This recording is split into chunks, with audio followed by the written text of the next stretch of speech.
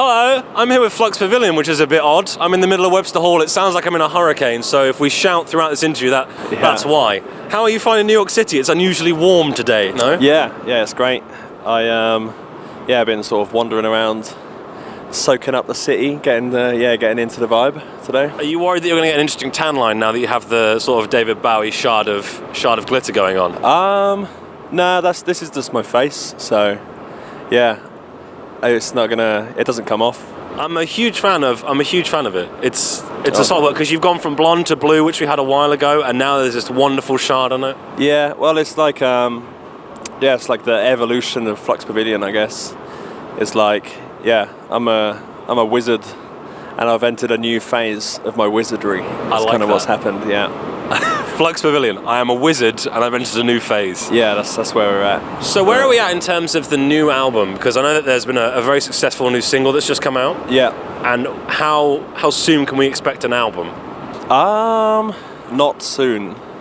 Okay. If I'm going to be literal. That's about fine. It. We kind of like when I finished the most recent album, Tesla. I wanted to just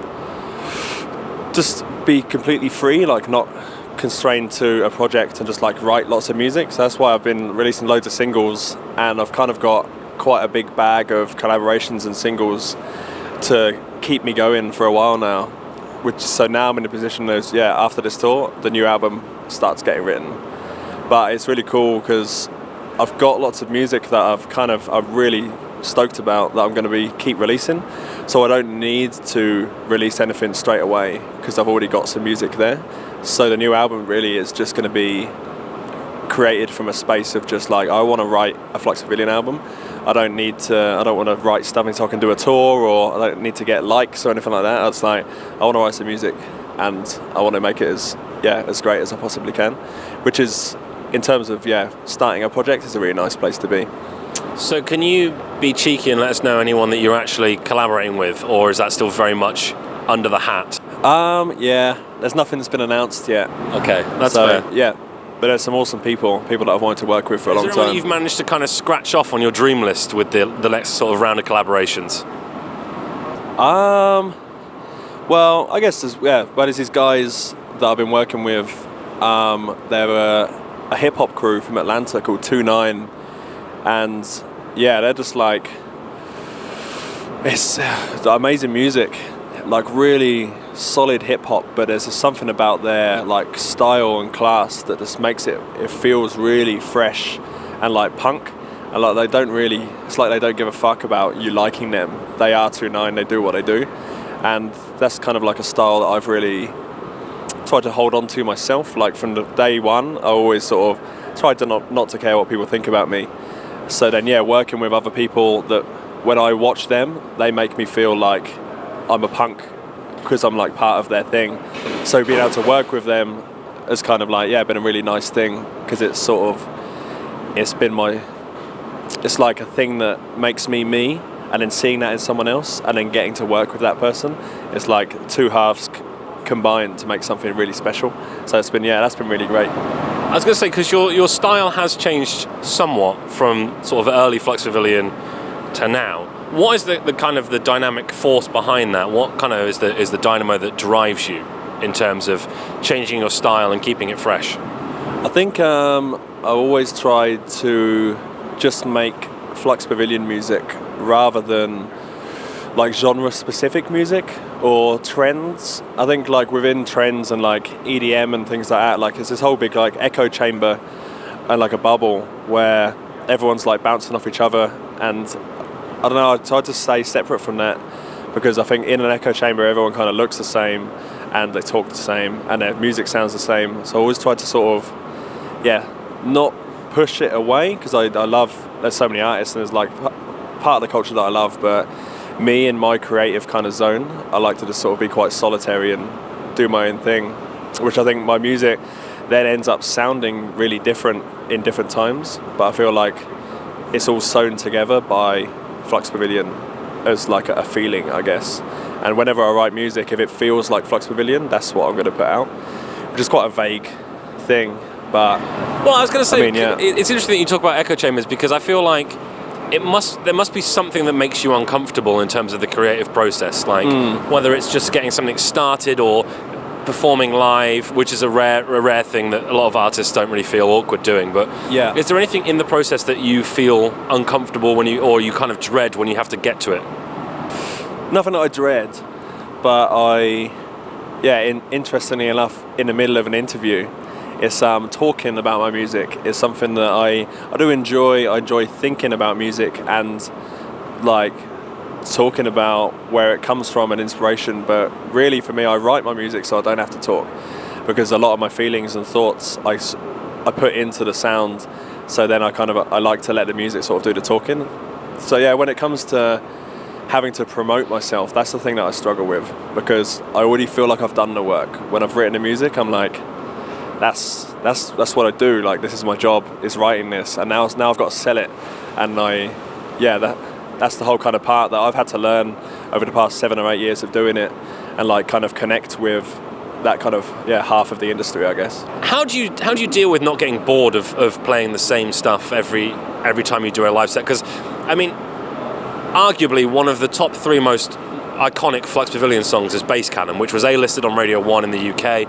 Massive club sound, like everyone was playing it, from student unis to festivals. It was in everyone's kind of set. How do you keep that kind of freshness, or is there a certain element of, do you know what, I'm really tired of this, like I really don't want to have to keep playing this track? I think I get bored of it when the people get bored of it. I think that is the case a lot of the time. Like with my tracks, I'll be playing them. Sometimes I'm just like, you know what, this doesn't quite fit in what I'm trying to do now, and I'll just kind of stop playing it. But is if it fits and people are still connecting with it, like that's kind of the point really of the show. I mean, I've always been really fascinated with like music as a power, I guess, like a powerful force, it's energy, like it's this sort of invisible thing that has no real like tangible construct in reality, but it can make people do the craziest things. It can make people cry, it can make people like scream. Like it's this really powerful force that you can't see, but it's there. And like being able to control that's kind of what keeps me going, and that's what I buzz off basically. And Bass Cannon still has that, and it had it when I first wrote it, and it still has it now. And as long as that kind of power still exists and I still feel that, I'll still play it, because that's the point of Flux Pavilion, I guess. I mean, it's pretty hard not to be excited when that comes on. It's like unchaining an ogre in a basement that happens to have a laser cannon on it at the same time. Well, I had many years where I didn't really like it that much, because I come from don't come from a classically trained background. I've never been trained how to write music, but I grew up playing guitar and play piano and sing and play drums and stuff like that, and then got into producing just because it's just it's like an amazing, like you can make sounds that no human's ever heard before. It's like a really amazingly creative kind of space to be. And that track's only got one note in it, and I was like, oh, what am I? I'm just like writing a song with one note. And it's a really kind of strange thing to get my head around. But then as time's gone on, I see that track has turned into something way more than what I created. Like it's become like a force. Like it takes over people, and people just like when they hear it, they let go. And it kind of like it's more than the notes. It's more than what's in the track. It's just this kind of energy, this sort of feeling that the track sort of has to it, which is something that I think you can't really create that on purpose. So I try to just that's when I say Flux Pavilion is all about the feeling, and my music will always sound different as long as it's got the feeling, because that's what I'm trying to sort of capture. And it might be a track, it might have no drums or something weird, or like me and Rob Swire from Pendulum have always been talking about writing a track at 1 BPM. If we can make people dance at 1 BPM, that's like a skill. But yeah, I think there's no rules to like what makes a song good or not, and as long when people connect to it and it has that feeling to it, then it's still a good song. So it may surprise people that have never really heard you talk before, other than occasionally at a live show, that you're quite a soft-spoken, philosophical being. That is also a wizard that has magnificent hair and a wonderful glittery face.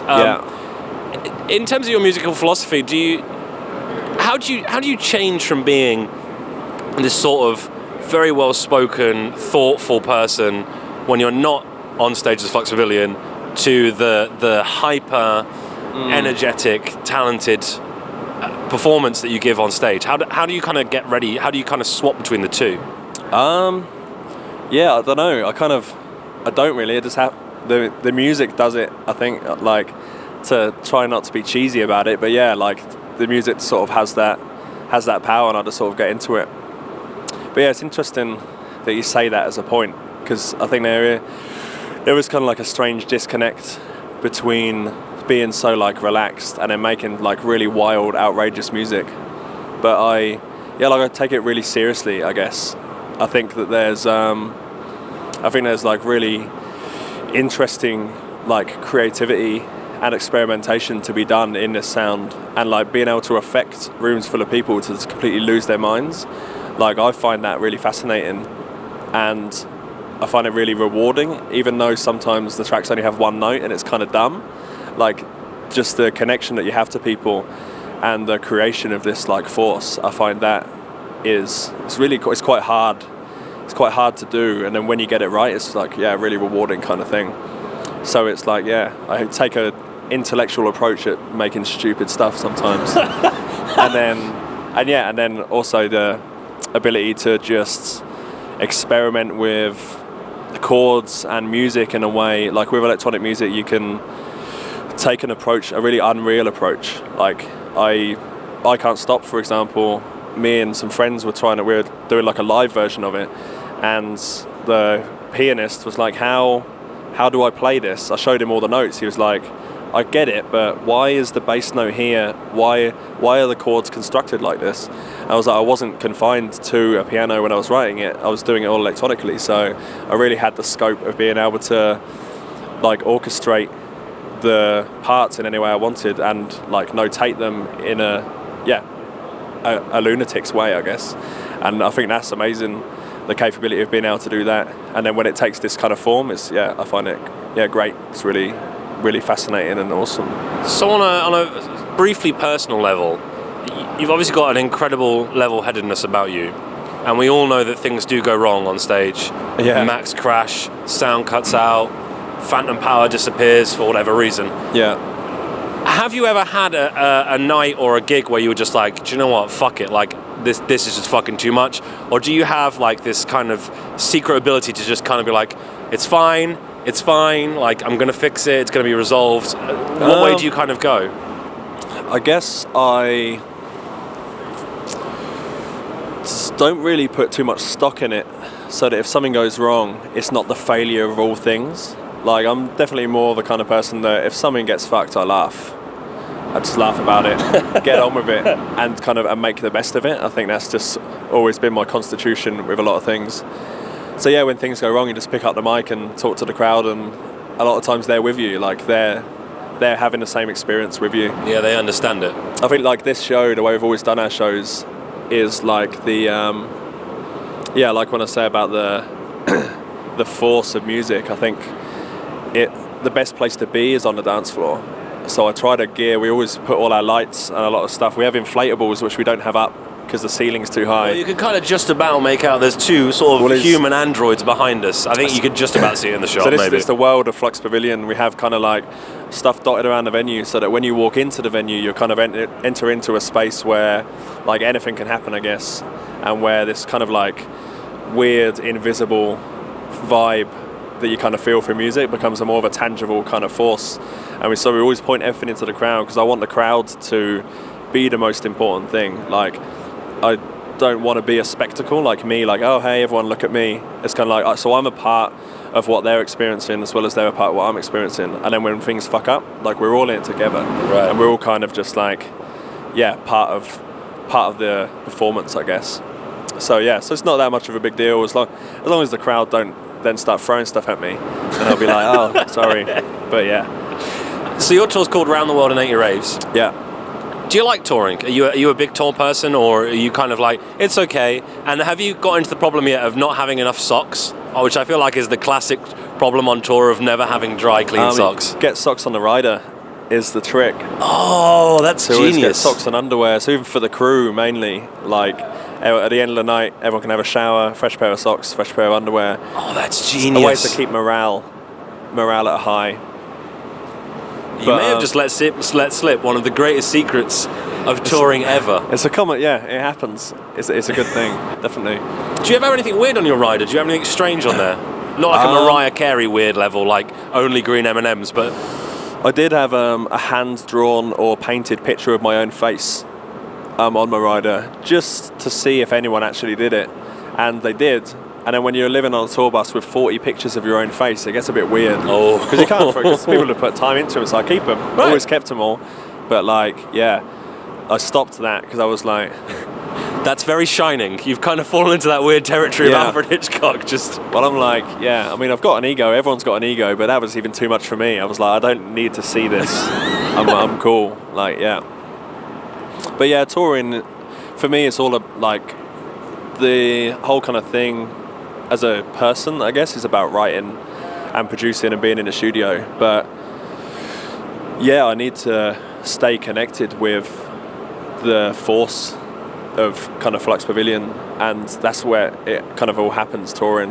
I think if I didn't come on tour, and then I think I would have a great time in the studio, but there's something to be missed, I think, that you would miss about coming out here and doing these shows and living on the roads and kind of experiencing things. And yeah, you always come off a tour a different person, and I've always believed that you should always put yourself outside of your comfort zones, because you'll discover something new about yourself. And sometimes it's not a nice experience, but like that's how we, change and grow and do new stuff, basically. So yeah, even if I don't want to be on tour, that's a challenge in itself, and that's why I am on tour, because I need to get through that kind of thing. So yeah, even with the ups and downs, it's all positive, I guess. I feel like you've stepped finally, well, not finally, that's the wrong word. I feel like you've stepped into the sort of seasoned crowd now. You're a seasoned DJ. You're not a beginner anymore. You're not. Yeah. You've made it. You've established yourself. Do you have any regrets, or do you regret anything about anything that's happened on the way? Probably. I mean, like nothing that I could conjure up right now. I mean, I'm pretty happy with the space. Like the show's really good. My fans are, always like real supportive of everything. I can write whatever music I want to write, and some people dig it, some people don't, and it doesn't really matter either way, kind of thing. Like when I write music, I just write it, and the world kind of decides I can't really decide if people are going to like it or not. I could put some work into it and be like, oh, everyone likes these kind of lyrics right now. But I feel like the more I put work into trying to make people like what I do, the more what I do becomes just like everyone else, basically. So when I write, I just kind of write freely, and then it's not up to me whether it's good or bad. And I feel really happy in that space. So every choice I've made to get me here today has got me here today. So I don't really regret much in that respect. I feel like if I could say something to 7-year-ago me, it would be to just trust my own instincts. Sometimes too many cooks, too many voices, too many people saying, oh, think about this, think about that. There's people that you should always listen to criticism, but you don't have to follow it, you know what I mean? Like, someone could say, I think this is a good idea, and you could be like, I acknowledge that, and I'm ignoring it. That's cool too. I feel like a lot of times people feel obliged to take criticism, but you got to put your balls on the line, and you got to be confident, and you got to do your own thing. And I think that's how you get there, basically. Is it hard to maintain a relationship on tour? Is it hard to kind of keep that home tether and that tether to a partner while you're on tour? No. No? Not really. It's kind of like, it's an interesting thing, because it's like I'm two different people. I have my home life. I think when I first started, it was difficult because I wasn't used to this touring life, but the two worlds have kind of smushed, and they live together. And being out on the road is part of my home life too. It's what I do. It's my job. It's part of my creative process, and I couldn't do all of the things I like to do to relax if I don't do this. So this is really important. So I'm not here being like, oh, I want to go home. I don't get home and go, oh, I want to go on tour. It's like they both kind of serve their own purpose. So if I happen to be on tour for 6 months, then that's what I happen to be doing for that 6 months, and there's no point pining for for something else. And I think that makes it easier. It can be difficult, but if you just sort of give up a little bit, I guess, and just say, fuck it, this is what I'm doing now, it gets easier then. Did your parents kind of accept the decision to become at the time a dubstep DJ? And how has that kind of changed? Do your parents still have the same kind of attitude towards your career, or did they kind of at the start not really understand it, and now they're you know? Oh yeah, no, it was never. I didn't come from a place where this is unacceptable. I grew up, like I was brought up on Frank Zappa and Bowie and Stranglers and Roxy Music and Eno, and like I brought up in a really musical kind of household where, you know, creativity is king essentially. So no matter what I did, it wouldn't have really phased my family, I think. But it was really interesting. One of my first like mixes I ever did, my mum used to listen to it, and it had some really like off-key, quite horrible stuff. And I used to be at home and then hear my mum driving up, listening to it in her car, and it was just like, oh my god! Which is a really nice thing. She's just like, I think my family generally, like my granddad played in a skiffle band. He was signed to Esquire Records in a skiffle band, and he brought me up on jazz, and then I kind of then through my own parents got brought up on like more psychedelic kind of creative stuff. So I always had a really creatively and like musically free family, and they just respect music for being good or bad. So even my nan, she'll come to my show and she won't say, she'll be like, it's not my thing, but it's good. I can tell it's good, and it's really nice to be surrounded by that, because it's like there's no judgment. I think with some people, they're like, if you don't play their genre of music, they ain't interested. Whereas, I'm lucky enough to be surrounded by people that, even if it's not their thing, they'll respect it if it is good, kind of thing. So that's nice. I'm starting to well up. This is generally one of the most wholesome things I think I've ever heard. That's really sweet. This would be a wholesome meme before it's we. It's a very wholesome meme. Yeah. My last question is: if we had Flux Fest, which is a Flux Pavilion styled festival. Oh right, yeah. You got 1 day, 5 artists. Okay, yeah. Who do you pick? You can pick yourself. You can headline if you want. 5 artists. In what order do they go on, and who headlines? So there's a difference, I think, between Flux Fest and Josh Fest, right?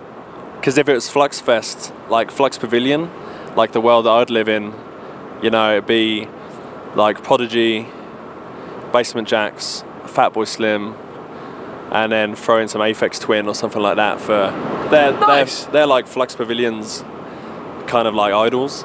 But then on the other side, if I could get David Bowie, Frank Zappa, the Beatles, and so many to choose from, maybe Gorillaz to play a show, then that would be pretty damn amazing as well. I mean, that's a pretty incredible lineup. Yeah. But I grew up listening to all sorts. Like Super Furry Animals are like my favourite band, basically, which is a thing that not a lot of people know. But Super Furry Animals would be... I can see your Twitter followers hemorrhaging after that announcement. Just like hemorrhage. Well, I grew up, like my fascination with electronic music is due to the scope and the creativity that's in there. Super Furry Animals were a band that they experimented with electronics in a really interesting way. And I don't see what I do, it sounds really different, but I feel like sometimes to its core. Same with Frank Zappa and even Bowie to a certain extent. I feel like the creativity there, I try to approach this music in a similar kind of way and try to sort of step back and just make something that I think is interesting and try out new techniques and just kind of like try and really dig into what's possible, like what can be made. And like with a lot of my music is kind of, some of it's really wild, and that's kind of come from being like me and my label partner Dr. P are like trying to push the boundaries and be like, what can we make people dance to? Like what can we really dial in? Can we make it so that there's like literally no notes in the entire song but still has energy to it? Like that I find really fascinating and love doing things like that. And I kind of, a lot of my inspirations I feel like I draw from that and still take a lot from it. Well, I would love to sit here and have another half an hour chat about Circus Records, because I would go on all day about that. Okay, but thank you very much for all your time. I hope you have a wonderful tour. I hope nothing falls down, because it looks like a real sketch roof in here. This is like the 4th or 5th time I've played here, so nothing's fallen down yet. So fingers crossed. And thank you very much. Cool. Yeah, appreciate it. Thank you.